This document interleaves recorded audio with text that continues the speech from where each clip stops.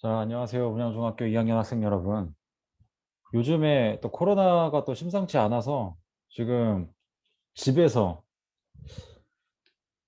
수업을 촬영을 하고 있는데, 저 오늘 수업을 위해서 집에서 이렇게 촬영을 하는 게 거의 처음인 것 같기도 하고, 참 이런 상황이 좀 하루빨리 끝났으면 하는 바람으로, 그래도 또 우리는 수업을 또 해야 되기 때문에 우리의 교육에 대한 이 열정, 이런 거를 막을 수가 없죠. 그래서 수업을 또 준비를 해봤습니다. 이번 시간에도 역시 뭐 그렇게 많이 진도를 나갈 건 아니고, 여러분들 좀 부담스럽지 않게 살짝만 진도를 나가고 수업을 또 마무리해 보도록, 그렇게 진행을 한번 해보도록 하겠습니다.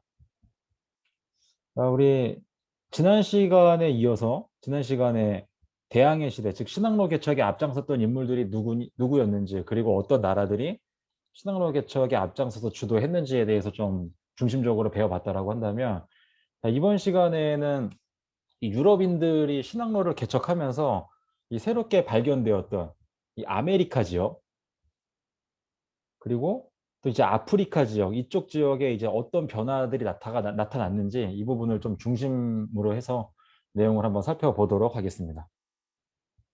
자, 학습지 70이 아니라 21번 학습지에 74페이지가 되겠죠. 자, 여기 2번부터 한번 수업을 진행해 볼게요. 자, 여러분, 원래 아메리카 대륙에는 신항로가 개척되기 이전부터 독자적인 문명이 존재했습니다. 그러니까 아메리카인들 스스로 뭐 잘 살고 있었다, 문명을 이루면서 잘 살고 있었다라는 얘기가 되겠는데, 그렇죠. 아메리카는 스스로 환경에 잘 적응하면서 발전하고 있었다는 얘기가 되겠죠. 자, 그런데 어느 날 유럽인들이 갑자기 막 신항로를 개척하고 이러면서 막 이제 이쪽 아메리카로 막 몰려오면서 아메리카 문명이 급속히 파괴되어 갔습니다. 자, 그렇다면 이 신항로 개척 이후에 이 아메리카의 문명은 일단 어떻게 되었을까요? 자, 표의 제목은 아메리카 문명의 파괴, 이렇게 되어 있는데, 자, 괄호 열고 뭐라고 나와 있나요? 그렇죠. 아메리카 원주민에게 이 유럽인의 출현은 곧 죽음이었음, 유유. 이렇게 되어 있죠. 그러면은 이 아메리카로 유럽인들이 몰려들면서 이 아메리카 문명이 파괴됐다라는 거를 우리가 요 제목에서 알 수가 있고, 그러면 어떻게 파괴가 됐는지 한번 알아보기 전에, 일단은 아메리카 대륙에는 원래 유럽인들이 진출하기 이전부터 독자적인 문명이 존재하였다고 했죠.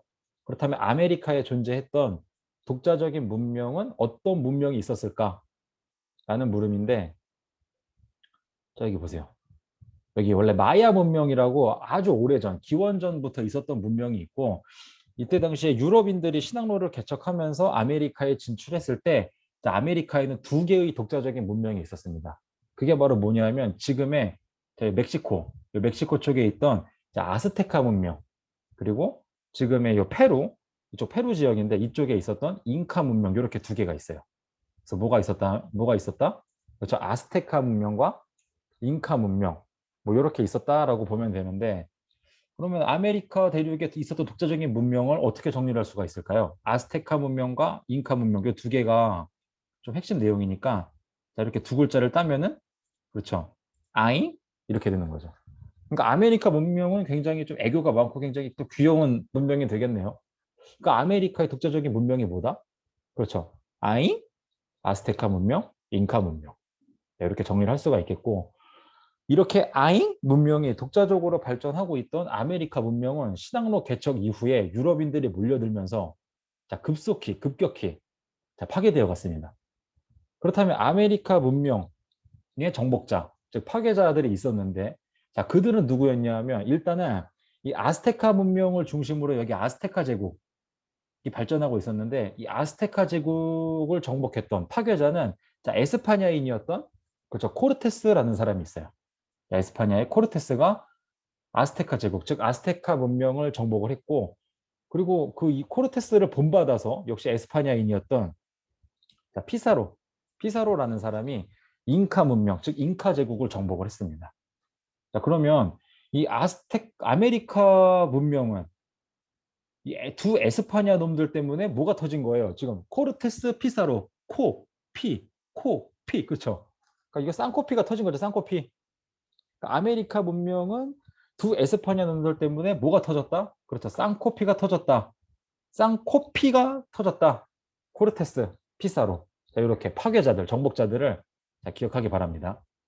그렇다면 아메리카 문명의 정복자, 즉 아메리카 문명의 파괴자들 이외에 이 아메리카 문명은 정말 다양한 원인으로 하나 둘씩 파괴되어 갔습니다. 정말 급속히 파괴되어 갔었는데 그렇다면 어떤 원인들로 아메리카 문명은 파괴되었을까요?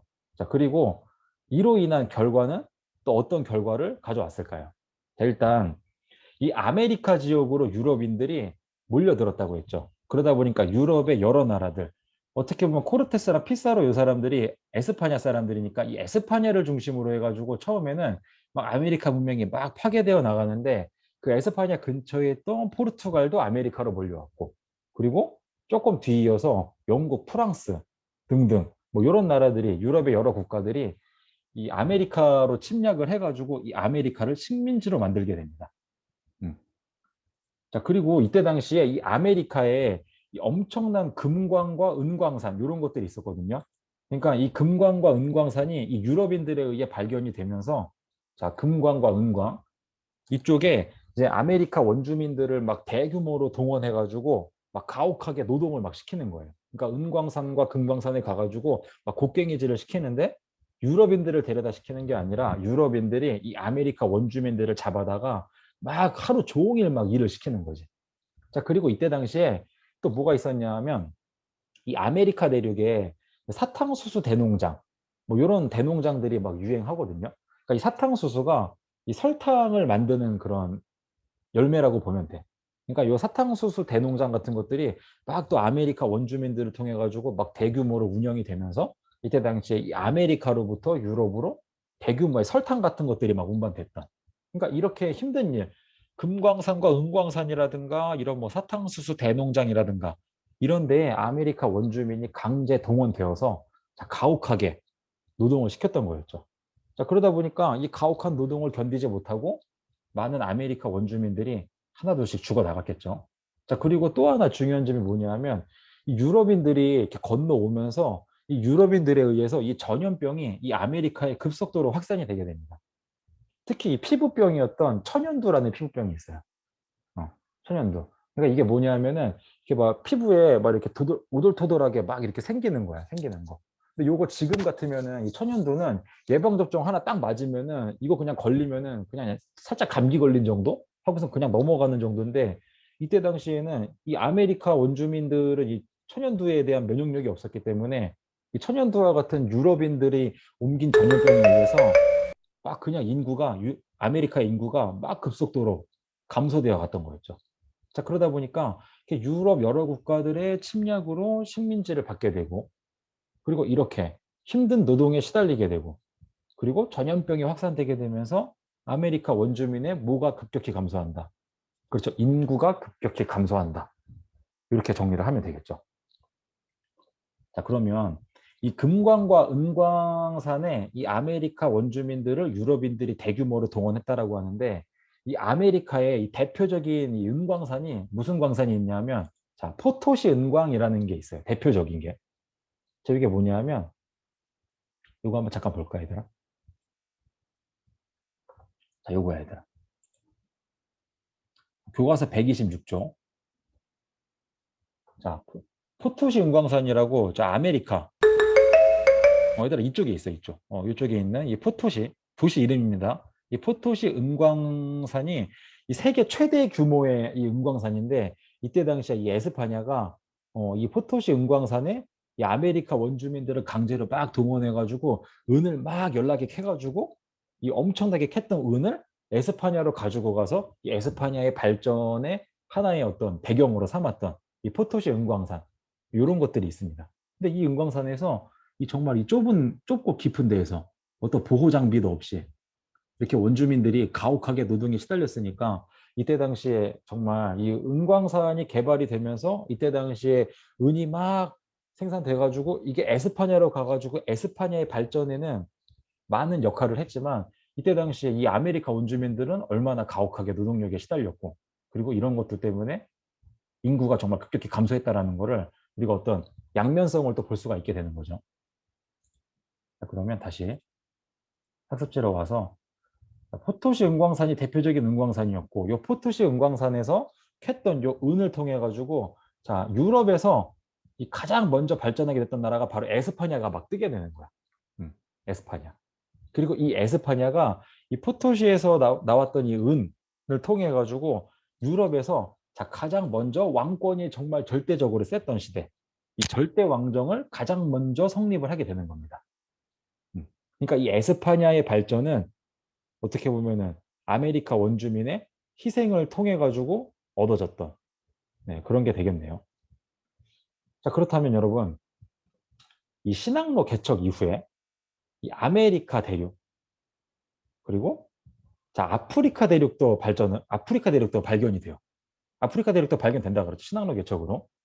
왜냐하면 이때 뭐 포르투갈의 애니크 왕자라든가 아니면 바르톨로메우 디아스라든가 다 이렇게 가잖아, 얘들아. 그러니까 이 아메리카 대륙이 발견이 되는 거지.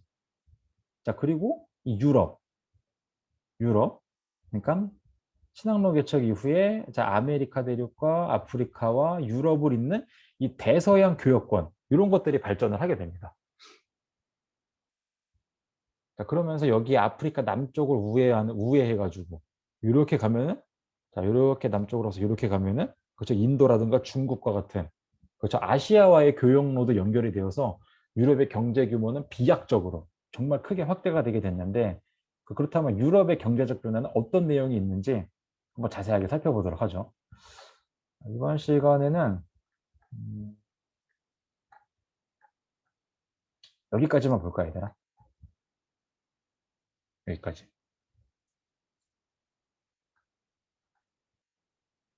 아니다. 아니다, 아니다.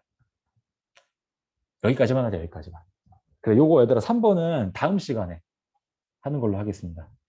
자, 이번 시간 수업은 이제 아메리카 문명이 어떻게 파괴되었고, 그리고 아메리카 문명이 파괴됐던 어떤 다양한 원인들, 그리고 그로 인한 결과, 어떤 결과가 있었는지 이런 것들을 중심적으로 해가지고 잘 정리하기 바랍니다.